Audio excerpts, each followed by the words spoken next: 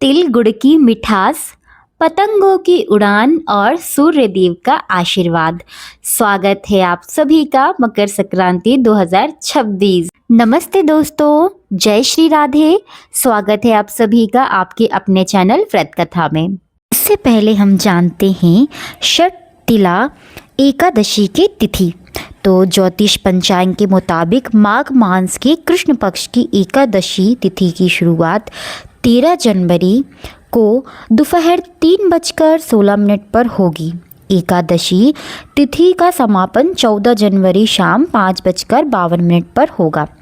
ऐसे में हमेशा से ही सभी लोग सनातनी उदय तिथि जो होती है, उदय तिथि के आधार पर ही मानते हुए षटतिला एकादशी का व्रत हम सभी को 14 जनवरी को रखना है, जिसका शुभ मुहूर्त षटतिला एकादशी के दिन ब्रह्म मुहूर्त में 5:28 सुबह 6:22 तक है।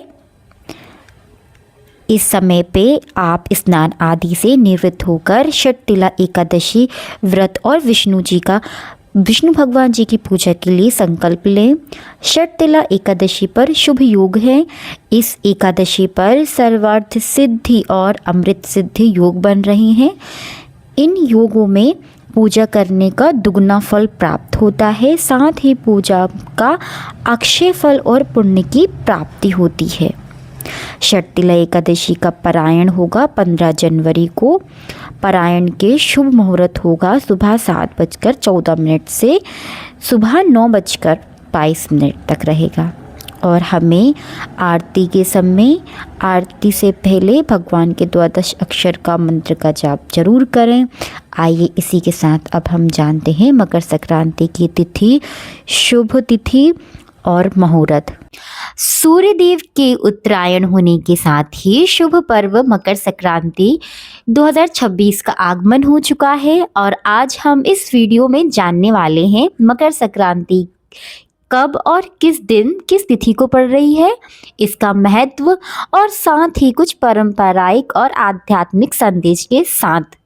तो चलिए वीडियो को शुरू करते हैं।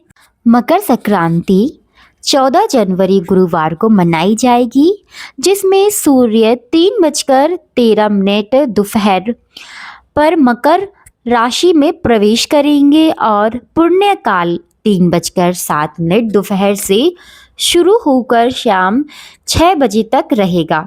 इस दौरान स्नान दान जब विशेष फलदायी है और इसी के साथ एकादशी यानी 11 और संक्रांति के सहयोग से तिल गुड़ और मूंगफली का दान करें। खिचड़ी 17 जनवरी को दान सेवन करना शुभ रहेगा, क्योंकि एकादशी पर चावल वर्जित होता है। इस साल सर्वाधिक सिद्धि और अमृत सिद्ध योग भी बन रहे हैं। आइए जानते हैं मकर संक्रांति की शुभ तारीख और मुहूर्त। तो मकर संक्रांति आप जान ही चुके हैं कि 14 जनवरी गुरुवार को पड़ रही है। सूर्य का मकर राशि में प्रवेश दोपहर 3:13 पे।